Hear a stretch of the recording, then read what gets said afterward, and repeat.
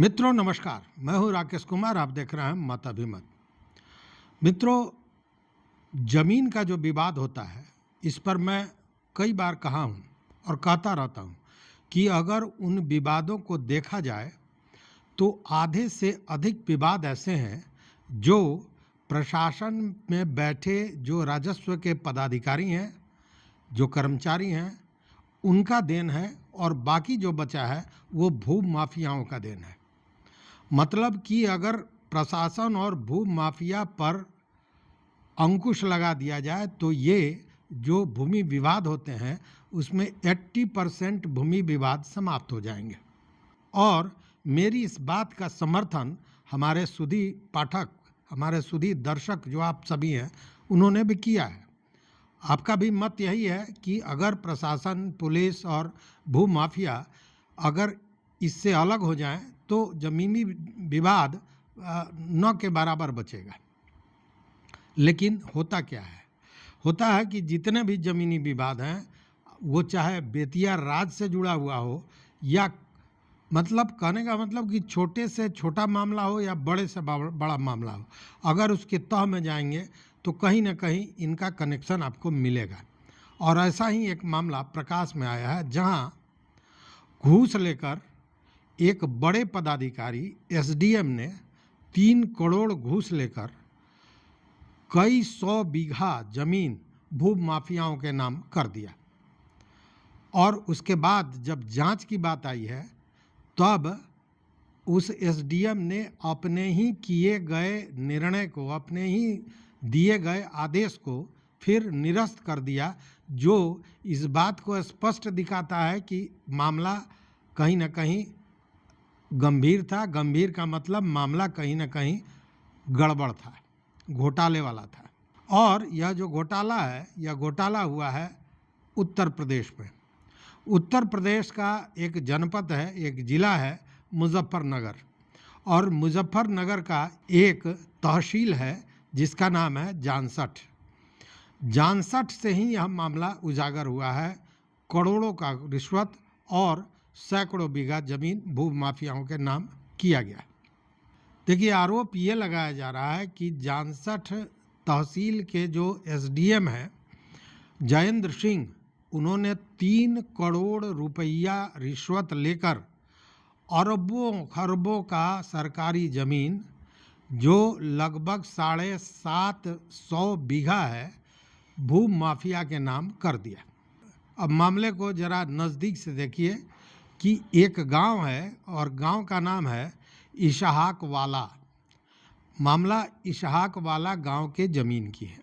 यहाँ पर 1962 में एक कोऑपरेटिव सोसाइटी बनी थी जिसका नाम था डेरावाल कोऑपरेटिव फार्मिंग सोसाइटी। इसकी स्थापना हुई थी 1962 में, और सोसाइटी के पास कुल 743 बीघा जमीन, 743 हेक्टेयर, जो बीघा में अगर देखें तो 900 बीघा जमीन होता है, सोसाइटी के पास था। लेकिन इस जमीन को लेकर लंबे समय से सोसाइटी के एक सदस्य हैं जीवन दास, उनके 2 बेटों में लड़ाई चल रही थी, गुलशन और हरवंश के बीच। मामला हाईकोर्ट में था। चूँकि ये दोनों भाई गुलशन और हरवंश 1972 में अलग हो गए थे और उसके बाद से ये ज़मीनी विवाद जारी था, चल रहा था। मामला हाईकोर्ट में चल रहा था और हाईकोर्ट में प्रशासन ने बाज़ाब्ता यह सूचित किया था, लिखित सूचना दी थी हाईकोर्ट को, प्रशासन के द्वारा दी गई थी कि इसमें हरवंश का कोई हिस्सा नहीं है। मतलब हरवंश को उस जो संपत्ति है, वो ज़मीन है, उससे कोई लेना देना नहीं है, यह कहना था प्रशासन का। और ये कहा था किसको? तो हाई कोर्ट को। अब अंदाज कीजिए, मामला हाई कोर्ट में, प्रशासन ये कहता है कि यह ज़मीन हरवंश से जुड़ा हुआ नहीं है। तो किसका हुआ? अब आप समझिए कि जब सोसाइटी की ज़मीन थी और दोनों में लड़ाई चल रहा है, उसका डिसीजन हाई कोर्ट को करना है। प्रशासन ने बजाबते कहा कि अपना जो उसका रिकॉर्ड है उसके अनुसार बताया कि यह हरवंश की ज़मीन नहीं है। लेकिन बावजूद इसके जो एसडीएम है जयेंद्र सिंह, उन्होंने 2024 में इस मामले को फिर एक बार सुनवाई के लिए शुरू कर दिया, मतलब इस फाइल को खोल दिया और इसकी सुनवाई शुरू कर दी।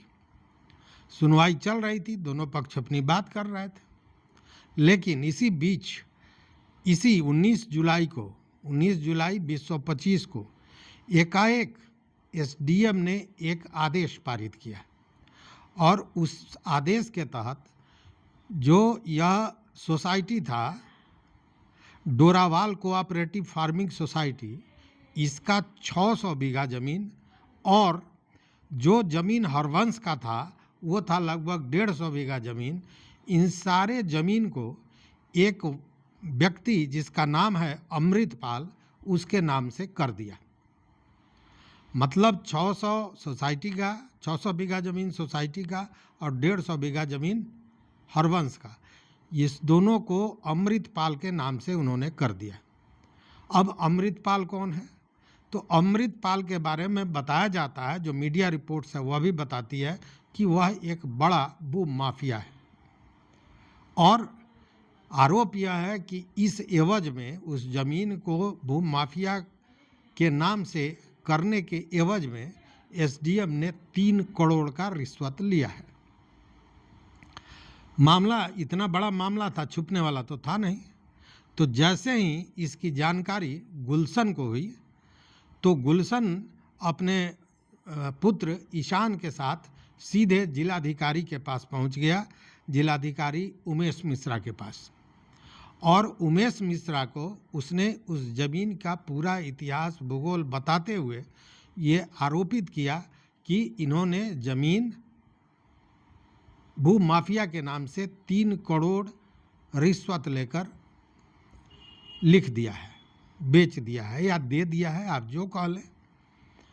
ज़मीन तो अपनी बेच ही दी। अगर यह स्पष्ट हो जाता है कि उन्होंने 3 करोड़ रिश्वत लेकर और सीधे 750 बीघा ज़मीन माने रखता है साहब, यह लाख और करोड़ का मामला नहीं है, कई 100 करोड़ का मामला होगा। अब इस मामले को बड़ी संजीदगी से लिया जो जिलाधिकारी हैं उमेश मिश्रा, उन्होंने, और तुरंत उमेश मिश्रा ने एडीएम रैंक के कुछ पदाधिकारियों की एक टीम बना दी और इसका जांच दे दिया। इधर जैसे ही एसडीएम जयेंद्र सिंह को यह पता चला तो उन्होंने अपने ही आदेश को रद्द कर दिया और यह बिना जांच के ही एक तरह से कहें कि उन्होंने स्पष्ट कर दिया कि यह घोटाला उन्होंने किया था। चूँकि अगर यह सही काम हुआ होता तो एक पदाधिकारी अपने ही दिए गए आदेश को पुनः क्यों निरस्त करेगा, और वह भी एक बड़ा अधिकारी एसडीएम, सब डिविजनल मजिस्ट्रेट, वो ऐसा क्यों करेगा? मतलब कि उसमें घालमेल था।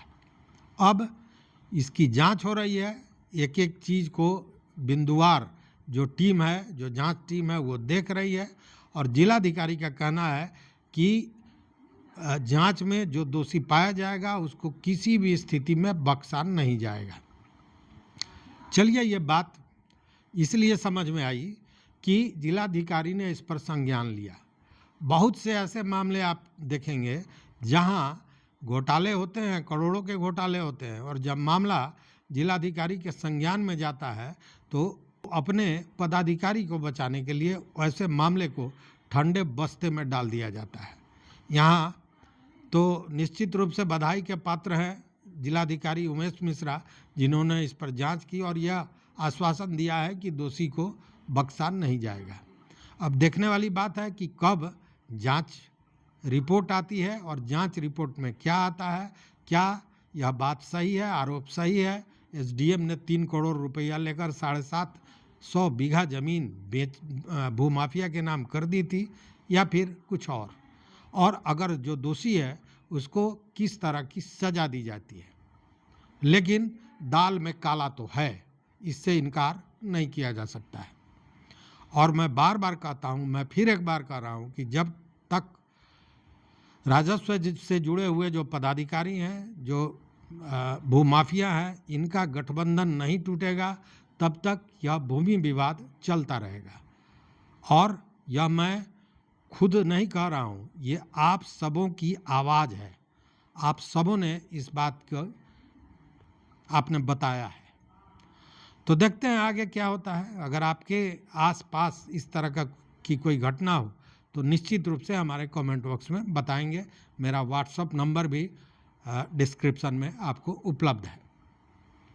तो देखते रहिए मत अभिमत। मित्रों, चैनल पर नए हो तो निवेदन है कि सब्सक्राइब कीजिए, घंटी जैसी आकृति दबा दीजिए, अपने मित्रों के साथ शेयर कीजिए, लाइक कीजिए, कमेंट कीजिए और अपना समर्थन दीजिए। बहुत बहुत धन्यवाद। कोटिशः आभार।